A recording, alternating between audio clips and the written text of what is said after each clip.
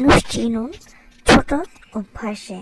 যদি কোনো মানুষ খাওয়ার সময় শুভভাবে না খায়, তবে সে খুব চিন্তিত। যদি কোনো মানুষ খুব সামান্য ব্যাপারে কেঁদে ফেলে, তবে সে নরম মনের মানুষ। যদি কোনো মানুষ সবসময় অন্যের দোষ খুঁজে, তবে সে নেতিবাচক মনের ভাবের। যদি কোনো মানুষ সামান্য ব্যাপারে ঘন ঘন রেগে যায়, তবে তার ভালোবাসার প্রয়োজন। 5টি ক্ষেত্রে কখনো লজ্জা পাওয়া উচিত নয়।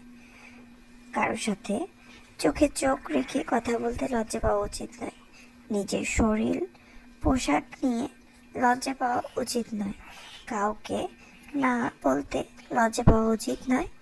কোনো কিছু জানতে চাইলে লজ্জা পাওয়া উচিত নয়। জীবনকে উপভোগ করতে হলে লজ্জা পাওয়া উচিত নয়।